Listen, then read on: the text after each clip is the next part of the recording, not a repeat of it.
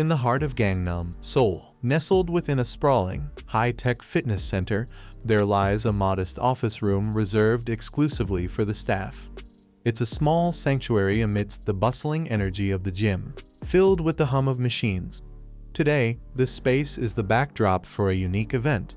Choi Kang-hyuk, better known to his loyal followers as the face behind the popular YouTube channel This Gymmer TV, is preparing for his latest live stream.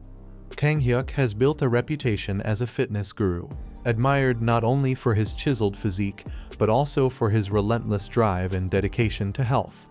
Today, however, the scene is different. Instead of demonstrating the latest workout techniques or discussing fitness tips, Kang-hyuk is seated before a simple wooden table, ready to indulge in a mukbang, a popular online eating show. The star of today's show is the trending honey chicken, its golden, crispy skin gleaming under the lights, accompanied by a chilled bottle of beer. As the livestream begins, Kang-hyuk greets his viewers with a broad smile, introducing the meal in front of him. His warm, approachable demeanor contrasts with the fierce intensity of his usual gym persona. He takes his first bite, savoring the sweet and spicy flavors of the chicken, followed by a refreshing sip of beer. The chat explodes with messages, a mix of compliments, playful banter, and countless requests for more mukbang content. Kang-hyuk chuckles, responding to his viewers with the ease of someone who has grown accustomed to the ebb and flow of online interaction. Despite the light-hearted atmosphere, there's more to Kang-hyuk than meets the eye. His broad shoulders and bulging biceps are the result of years of intense physical training, but they also tell a story of perseverance and resilience. Few people know that his journey into the world of fitness was not born out of passion but necessity.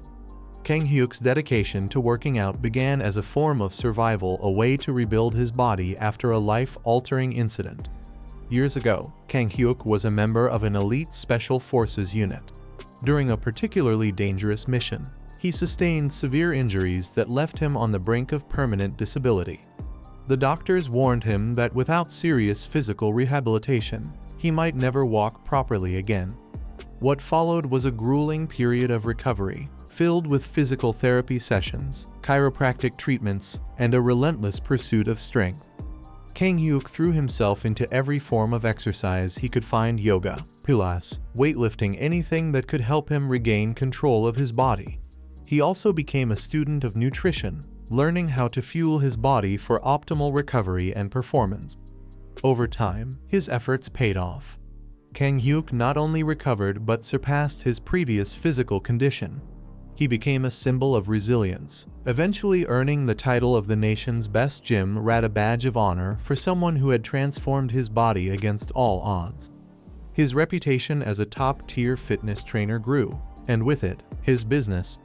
He opened multiple gyms across Seoul, each one a testament to his success and dedication. But the world is unpredictable.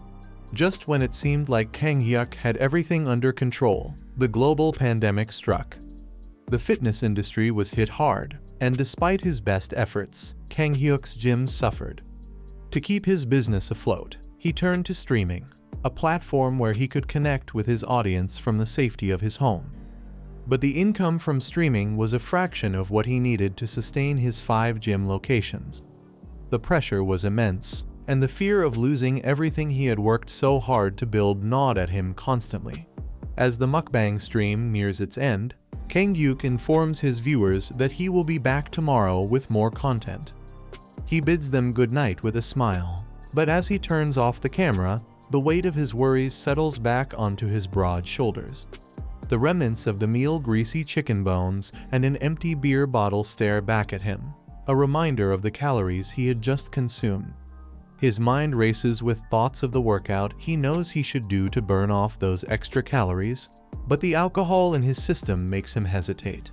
He knows that pushing his body too hard under these conditions could do more harm than good.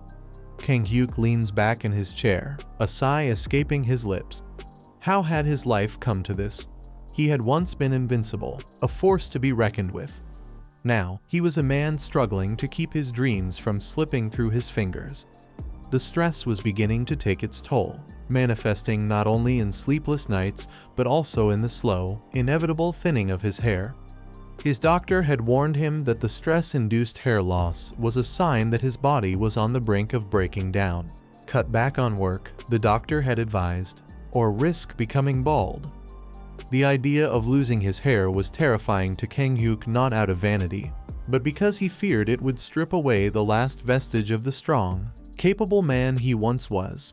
He worried that without his hair, he might end up alone, a fear that lingered at the back of his mind. Determined to heed the doctor's advice, Kang Hyuk tries to think of ways to relax, but it's not easy. His life has always revolved around work and exercise, leaving little room for anything else. As he ponders how to unwind, a memory from his childhood surfaces, one that he had almost forgotten.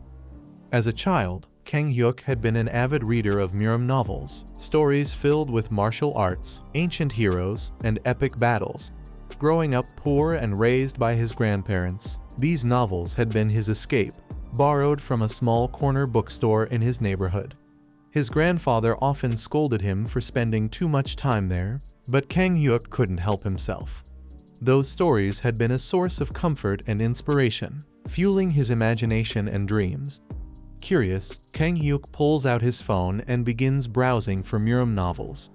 To his surprise, he stumbles upon the works of Gajong, an author he remembers fondly from his youth.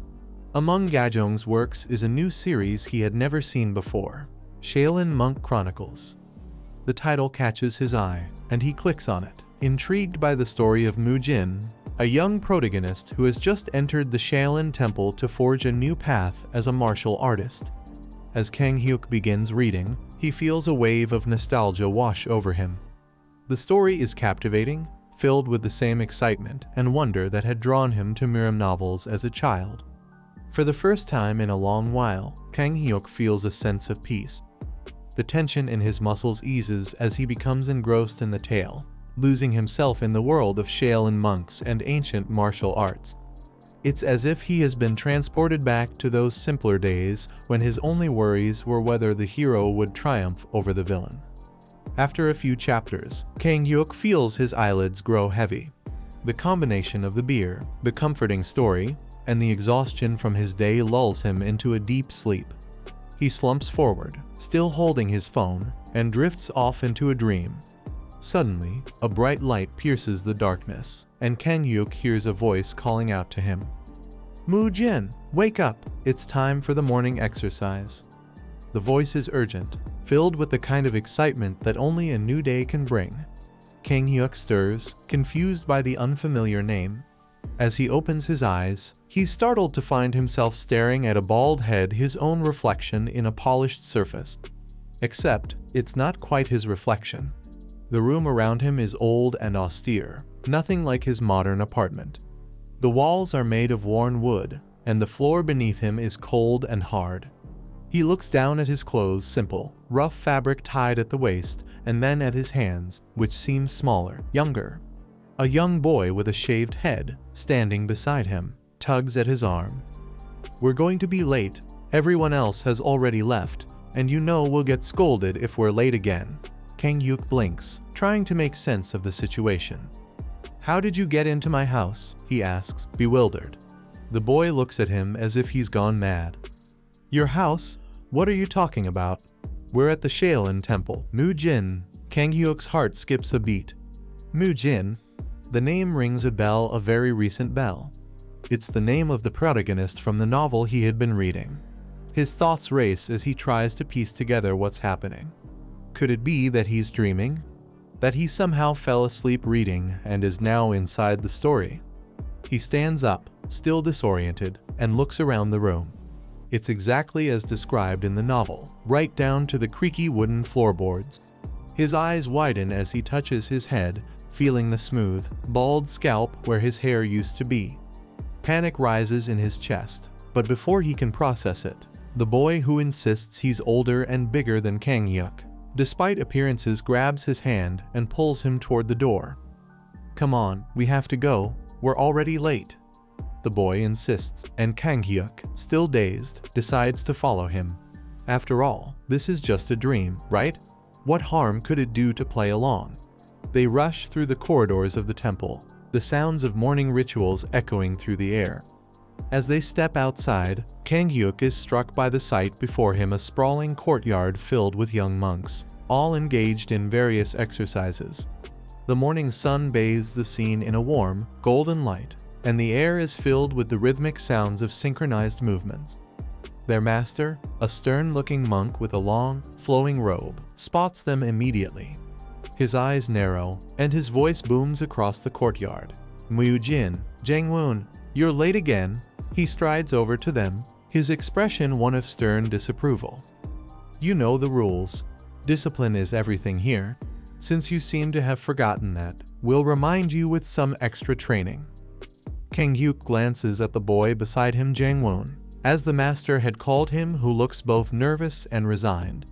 The master orders them to assume the horse stance, a grueling posture where they must squat low, legs apart, and hold the position without moving.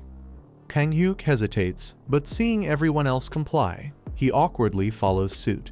As he lowers himself into the stance, Kang Hyuk can't help but marvel at how real everything feels: the strain in his thighs, the rough texture of the ground beneath his feet, the slight tremor in his muscles as they adjust to the unfamiliar position. He glances around at the other students, noticing their determined expressions and the subtle signs of fatigue. As a fitness expert, his mind automatically assesses their form. "They're doing it all wrong," he thinks to himself.